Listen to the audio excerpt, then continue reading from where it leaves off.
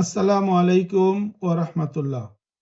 প্রিয় অষ্টম শ্রেণীর শিক্ষার্থীরা, আজকের ক্লাসে আমরা দেখব একটা তালিকার নির্দিষ্ট কিছু পদের সমষ্টি কিভাবে বের করতে হয়।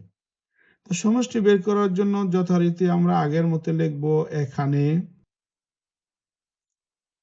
প্রথম পদ a = 7, সাধারণ অন্তর d = 12 - 7 = 5। আমরা জানি n পদের সমষ্টি সূত্রটা হলো n/2 2a যোগ n বিয়োগ 1 ইন্টু d। তো সেই ক্ষেত্রে আমরা লিখতে পারবো প্রথমে এখানে যদি 15 থাকে তাহলে আমরা লিখবো 14 পদের সমষ্টি।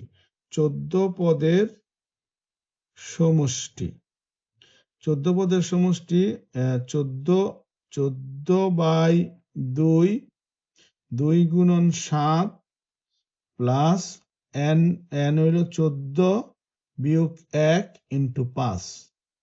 তো আমরা 14 2 দিয়ে ভাগ করলে 7 7 দুগুণে 14 যোগ 13 গুণন 5, তাহলে 7 14 যোগ 5 13 65।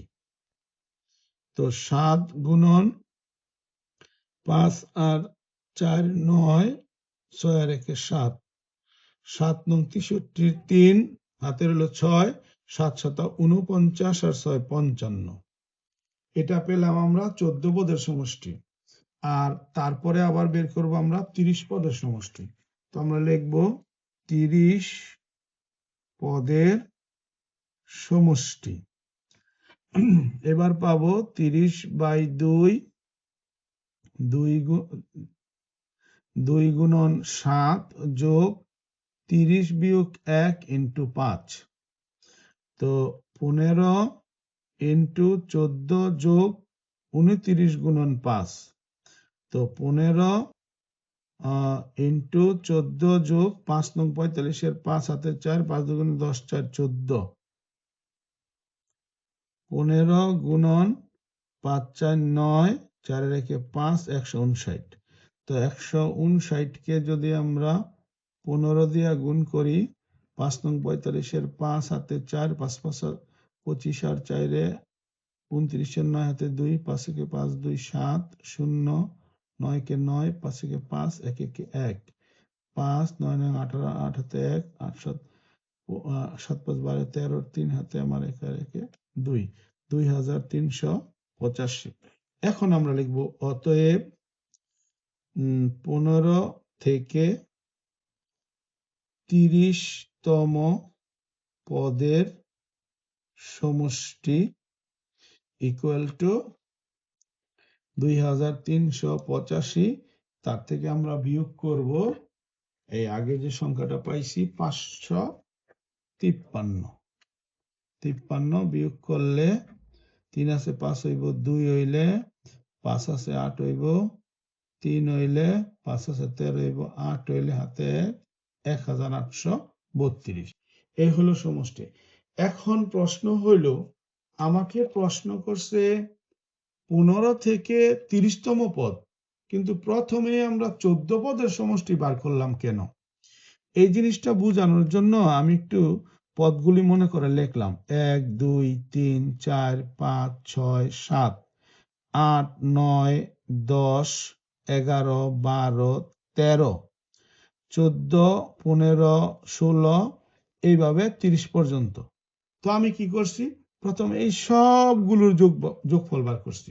সেই যোগফলটা হচ্ছে 2385।